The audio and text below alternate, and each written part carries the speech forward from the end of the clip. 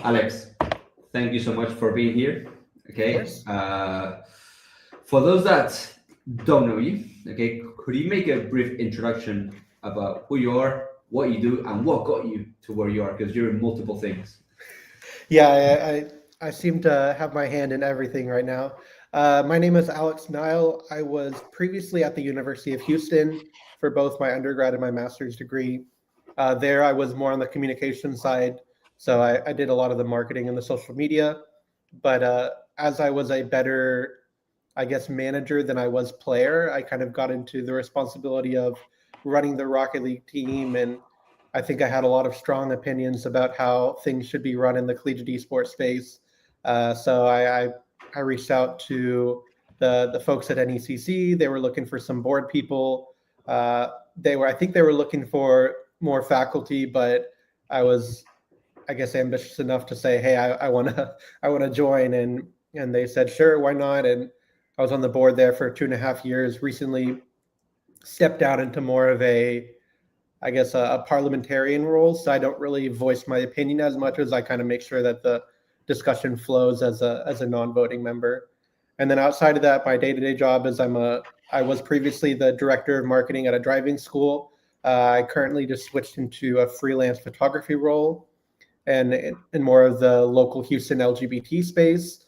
And then I just recently am going to announce that I'm joining as a account executive at the local LGBT publication, doing more on the sales role. So stepping a little bit away from esports until this fall, whenever I go to law school, and then I'll be back in collegiate esports for a bit. Amazing, amazing.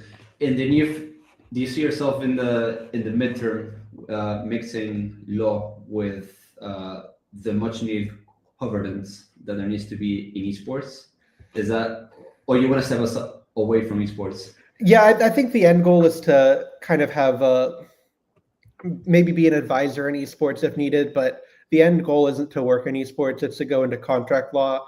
If any esports people need a contract looked over, I'm more than happy to help them with it. But esports is kind of more of a stepping stone into getting where I want to go, and more of a passion project than, I guess, a full-time career in my eyes.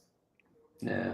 Well, today, we agreed to talk about also your article in Collegiate Esports News, and I read it, and I was like, I need to talk to Alex. And honestly, like, let's see where it takes. But I really want to know your perspective on it, and especially in Rocket League, which is the video game that you've managed. And we've worked with a bunch of Rocket League amateur, but also pro players, okay, that went into collegiate, and there's always like a mix of thoughts, right? Pro shouldn't be allowed, pro should be allowed, because like a pro, I guess, is not the same in traditional sports than in esports. So what is your take, from there, and then we can break it down. So what is your take in pros in the collegiate scene? And let me get a little bit into the article here. So it was more of a bringing together people who had a variety of thoughts and boiling them down as simple as I could into kind of the main thinking of esports. So there was the strong side A that was pros shouldn't be allowed in esports at all. There was pro side B that was everybody should be allowed to be in esports. And then there's a little bit of a nuanced middle where it's pros should be allowed, maybe not these pros, or pros should be allowed, but leagues should kind of make it a little bit more competitive. I kind of go towards the middle here. I think that everybody should be allowed to play. I don't really think that there's necessarily a problem with pros playing. And I don't think there's a problem with people who literally have only touched the game for the first time. I think personally that it comes up to the leagues to be able to differentiate the matches that they're playing. So I speak on NECC here. There's different divisions in play. So there's Division 1 all the way down to Division, I think 9 is where we're at right now. So if you're a pro player, you're going to be playing in Division 1. You're going to be playing against Division 1 teams. It's basically all going to be pro players or very high level players. I was like a Division 3, 4 player. So I was the top probably 3% of Rocket League players, but I couldn't handle a pro player. I'd be dominated, it wouldn't be fun for me, and it wouldn't be fun for the pros either, because it'd be 12-0 matches where they're just trick shotting on us the whole time, and we're like trying our best to save balls from going in the net. So it was fun playing in that Division 3-4 level where I was not going to come up against pros, but I was going to play against people that were kind of more my level. And there I was able to be competitive. I knew I was not going to go pro. The players on my team knew we were not going to go pro. We were just playing for fun as a more of a community building exercise with some of my classmates. And so I think really that it needs to be everybody you can play, but there needs to be more of a divisional structure where you're playing with like ranked players. Yeah, and you mentioned NECC. How many schools are in NECC? 300 and something, 360. I think it's even more than that now. Okay, because you put an image, and it was like NECC was the most. Yeah, we have the most teams. Are you guys reading chat? Well, there's Moshi Shibal sent a comment. Yes, we're reading chat. If you want to leave a comment in the chat, a question, I can ask Alex. More than welcome. But yeah, but you guys had the most schools, right? Correct. Yeah, I think it. Yeah. And the reason why is because we kind of leave it as broad as possible. As long as you're in North America, you're able to compete if you're a school. So I know there's leagues like NACE where you have to have varsity requirements, and there's some that you have to have regional requirements. We keep it up to, if players want to play, they can play. And we keep the price point low. That was one of my big goals on the board, was to keep the price point as low as possible. I think only Play Versus is lower than us, but I think they're probably running at a loss if I had to guess. So it's an accessibility thing. And I mean, because you basically like hoping for like pros and semi-pros and amateurs like all in one, is because NECC has the infrastructure. But there's so many other leagues, that may not have the infrastructure, and when universities play against each other, maybe that's when they clash. When there's universities that are like this university and this university in terms of competitive level, and that's when they clash. In NECC, maybe not, because like there's a structure, but So what's your take on that? For sure, I think you need to pick and choose what leagues you're playing in based off of the level of the team you're with. So there's like in Rocket League, there's CRL, Collegiate Rocket League. It's a very competitive league right now. I'd say probably 60 to 70% of the players are pros. The University of Houston has a good Rocket League team, don't get me wrong, but where there's no pros. So we play for fun, but we have no expectations of making it very far in the qualifications, and we don't get upset about that. It's, hey, we're playing for fun. We're playing to try to take down a pro, or maybe score on a pro, even keeping the bar even lower. But like leagues like NACE have different divisions. I think Playfly has different divisions. So you just got to pick a league that works best for you and your team. Okay. There's also Mushi Shival said there was an instance in the NJCAAE Nationals competition last spring where a Tier 2 pro joined a team in the middle of the Nationals for one match just to beat me. It felt widely unfair. So I guess it's more of like how does this structure, Yeah, I think so. NJCAAE is the junior college. Yeah. So I don't really know I don't know a ton about their structure. I think I would agree with Mushi here that joining during the middle of a match or the middle of nationals is a bit rough. I think if it balances, it kind of destroys the ranking, because a lot of leagues base your division based off of your initial season ranking.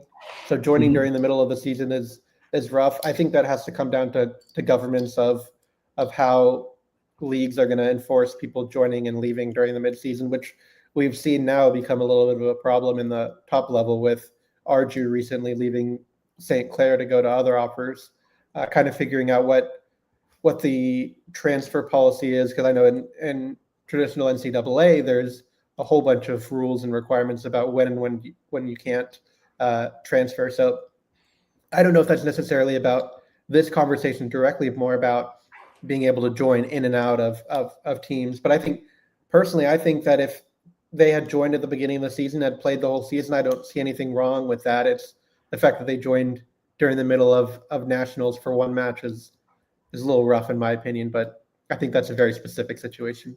I'm not telling my experience from a tennis athlete when I was in the States studying back 2013. So like coaches by no means were allowed to reach out to me. If not, they will be like penalized, but like in a bad way. Then if I wanted, to transfer, I had to talk to my head coach.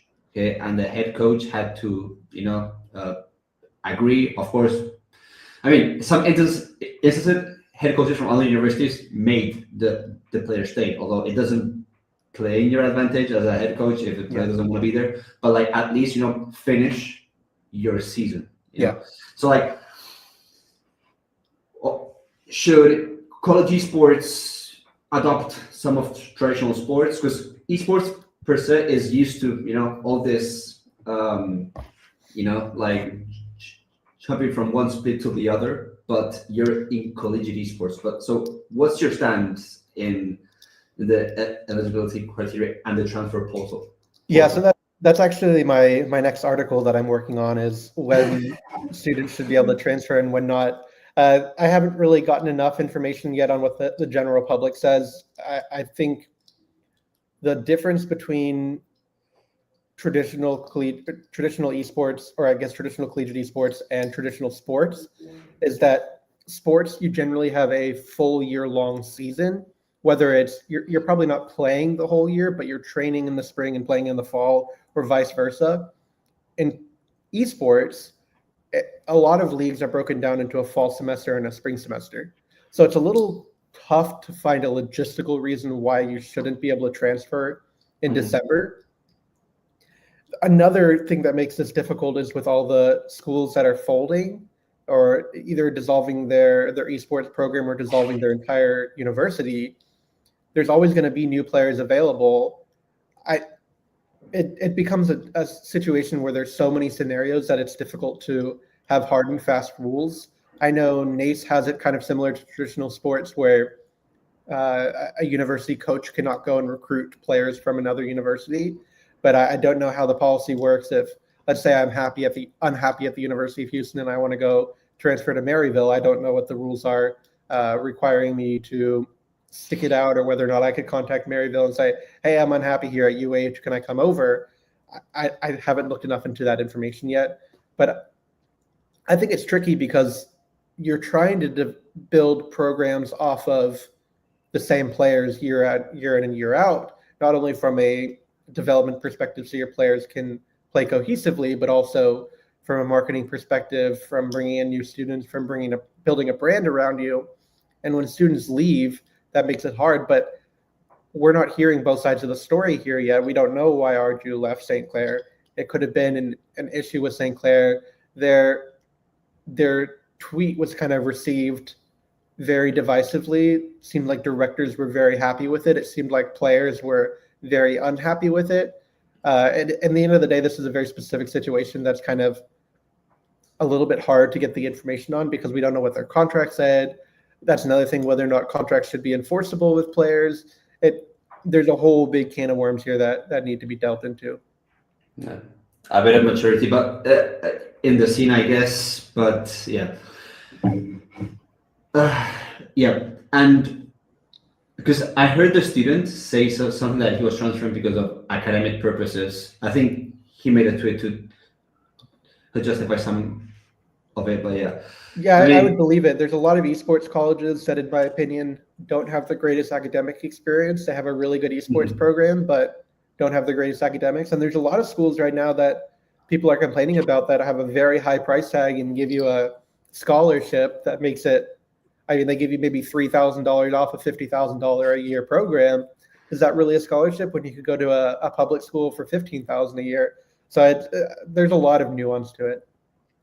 Yeah, that's for sure. That's for sure. So you think that should be like the job of the leagues to like establish those eligibility criteria, not only that, but like also how they transfer and like all these rules, should the leagues all be like having the same eligibility requirements, or should leagues, have one league have this and that, and another league this and that? What is your stance on that? I think it would be nice to eventually have one set of rules that everybody's able to follow. I don't know how that would happen though, because leagues don't really talk to each other like that. There's some sort of discussions, but if I'll use the NECC for example, if it benefits the NECC to not agree with the rest of them, I would find it hard as a board member to say we need to join the rest of the group just because it benefits the rest of the group. So it's kind of tough with the NCAA. It's really just the NCAA. It's either their way or the highway. With esports, there's at least 4 different leagues plus a lot of the minor regional leagues. You can't really enforce that. But I personally think that it should come from the leagues themselves and deciding what they want to have eligibility for their leagues. If NACE has the strongest leagues and people don't want to compete in that, that's on NACE. But I think you have to rely on your goodwill that you've already built up in order to make some of these more difficult decisions and enforcing what teams can and can't do. And hopefully that your league is desirable enough that people are willing to follow the more tough rules in order to compete in your league, as well as being able to benefit from competing in other leagues as well. Yeah. Do you think now that prize pools are not, maybe higher than in previous years, pro players may be a bit more like, I don't want to get into, or do pro players get into because they just want to transcend into the next stage of their life and be like, okay, I'm going to use my skill to get a university degree, okay, and get a scholarship for it? Like, what's your stance on that? Yeah, so an interesting fact, I guess, here is that a lot of top teams don't actually give the prize pool to their players.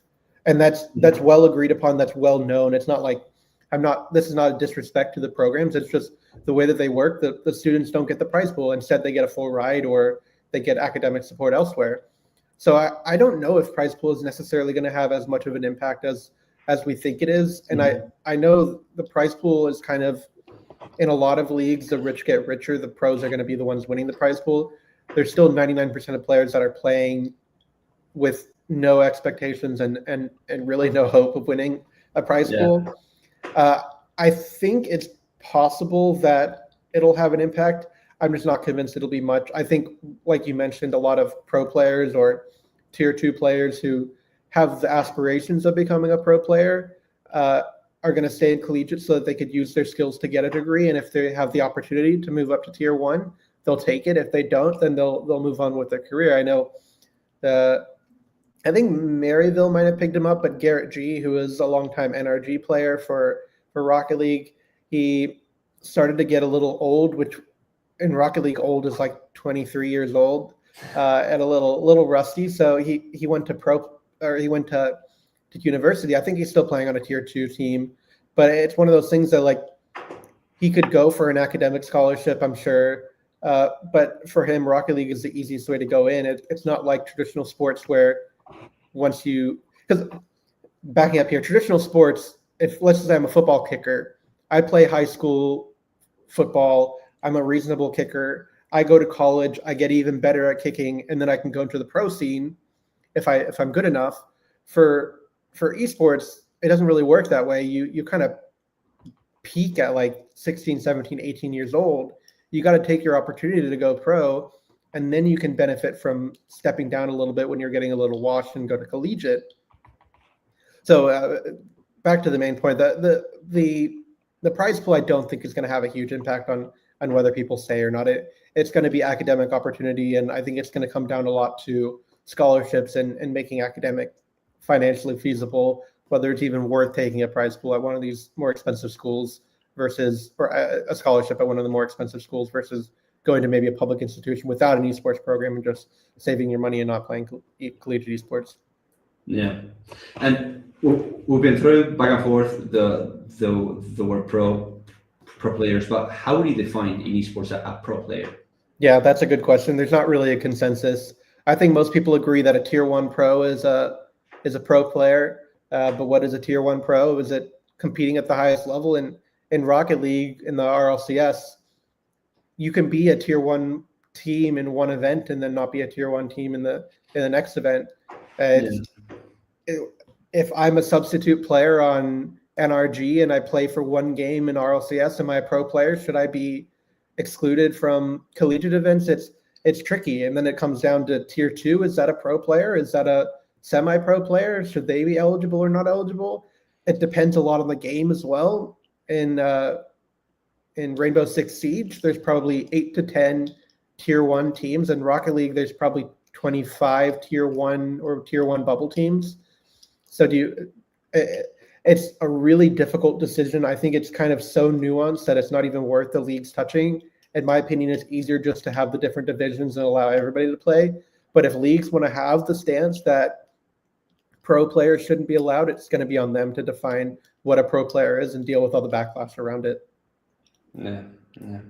I mean, I think it comes from people like you know, that have knowledge, voice, do the research, write good articles, you know, and are like in, you know, both people here like in the NECC, and for them to, you know, start doing. But like I do agree at this point in time, you know, allowing everyone to play, structured divisions, and yeah.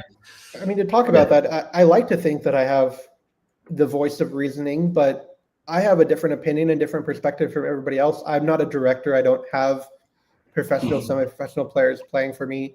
I didn't have a budget whenever I was helping with the University of Houston. Our budget was like $2,500 a year, and that was crowdfunded compared to some programs having like $250,000 budget a year. So I would like to say that I'm right here, but there is no right or wrong. It's going to have to come down to discussions on what people think is the best way to go forward.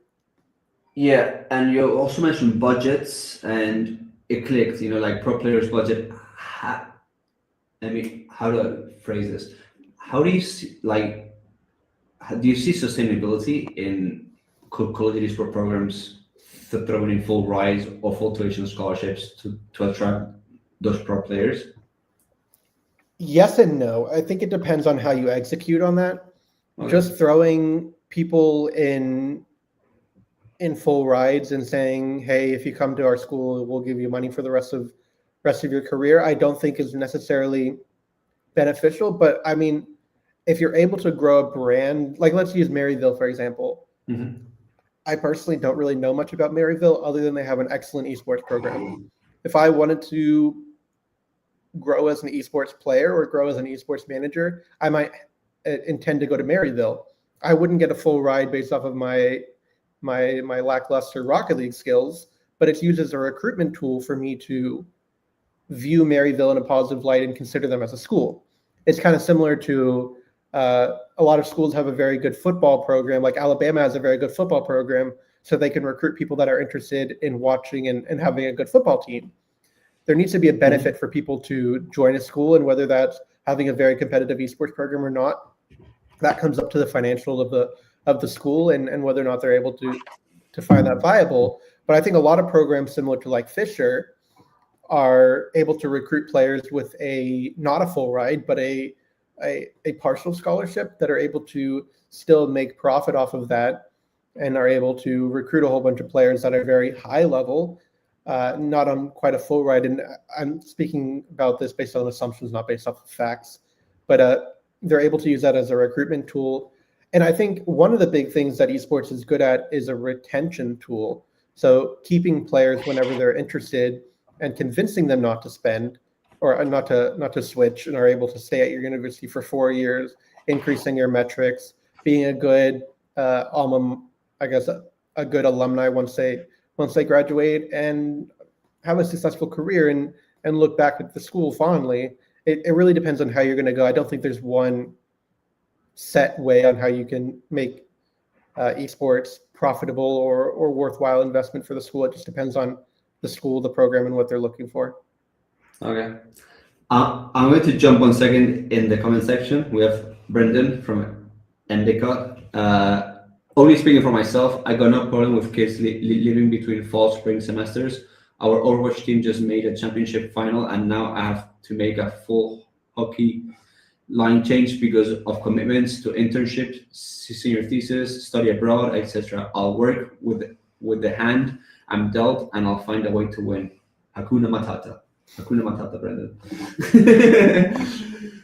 And from what you mentioned, Fisher, when the word Fisher, when you mentioned that, the thought of like Fisher can also recruit like very skilled players, of course, other scholarships they offer and location and other great things they have, but because also they offer online programs, right? Sure. So what's your stance on like online programs and pro players being able to compete online in collegiate while they also can compete in the pro scene? What's your opinion on that? Yeah, I know a lot of people have very strong opinions on whether or not online players should be allowed. I was an online student before the pandemic, so I had the experience of I didn't compete whenever I was an online player. I was at the local community college for a year. I don't personally have anything against online players. However, I do have a concern that people are playing online and are not really getting the academic advantages that they should be getting as a student. So I think it should be more a concern of academic rigor, academic progress, than it comes to necessarily the online versus in-person title, I guess, that people are getting. So I think we need to have more focus on academic progress, making sure there's a guarantee that students are progressing through their career, their academic career, and are actually going to graduate at some point, rather than just sitting around and playing collegiate esports and under the guise of being a collegiate athlete. Yeah, because like there's only like a handful two that come to mind right now that offer these online opportunities, but the rest of programs are like have the requirement of like being in person and also being a full-time student. Yeah, I think it depends on what your school wants. I think in person probably has better retention metrics, and if you're able to use that to your benefit, go for it. But if Fisher's able to use being online and being, I don't want to assume low effort, but I'm going to guess based off of my online programs, probably easier classes. If they're able to use that as a way to recruit students, then good for them. Okay. And how that I don't know, and I don't know if you know it, but like from a marketing standpoint, like how do you measure the impact that a pro player can make? For example, the example you made, Maryville, like that's why Maryville, recruits pro players, because it makes them a name. Like, how do you think programs measure that impact? It's hard because you can guess based off of engagement and based off of impressions and stuff like that. But at the end of the day, if Maryville is not a program that is suited for me in the next stage of my career. I'm looking for a JD MBA program, which is very specific. I see Maryville tweets all the time. I know they're a good enough program, but if I see their tweets 20 times, that doesn't mean that I'm going to be a potential student for them. So it's hard. It's probably based off of a lot of what their upper management is interested in, what probably their VP of recruiting or admissions is interested in.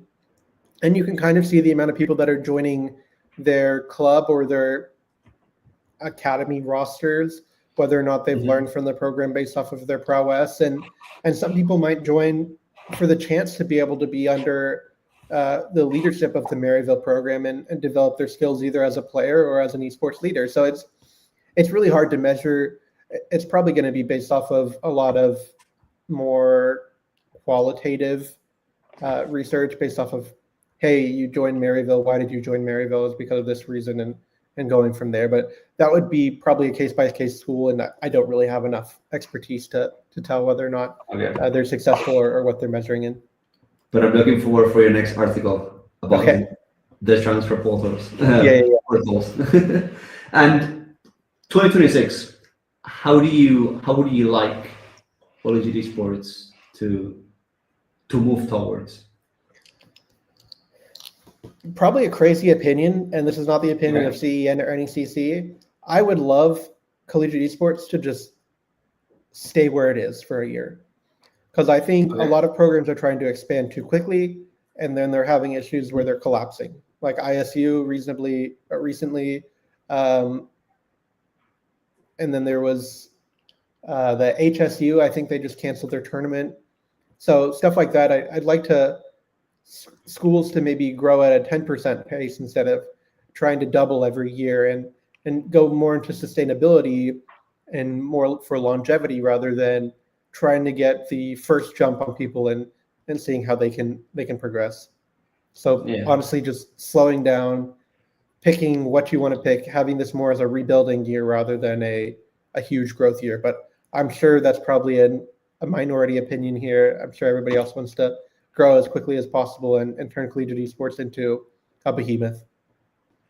No, but the stats from Esports Foundry, like when I read the report, it mentioned that there were like many programs that closed, but also the programs that were active. Okay, like you could see that they were more mature and being more sustainable from the stats. So hopefully, that keeps is going, and esports directors know how to talk to the university administration, and there's a match. So and I think a lot of importance that directors need to do, which I'm sure a lot of them are, is talking about the retention stats rather than just the admission stats, because it's great now finding new students at a, I want to say, cheap rate, because you're not having to go through the full recruitment cycle and investing all that money there. If you're able to reach out to them and target them individually, it's probably a little bit more cost effective. But convincing schools that you've put this investment in to get a student for their first year, you might as well put some more investment in, not even as expensive, to keep them there for their 4 years, graduate them after 4 years, and then have a happy alumni for the rest of their careers. Yeah, completely agree. Alex, is there anything that we can talk about that you would like to mention before we wrap up? Let's see. We touched a bit on the transfer portal, like your view on pros in the collegiate esports scene.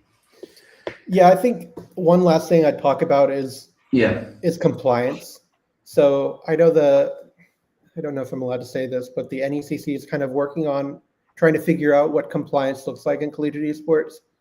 I know there's a lot of ringing and a lot of, I guess, just borderline cheating in collegiate esports.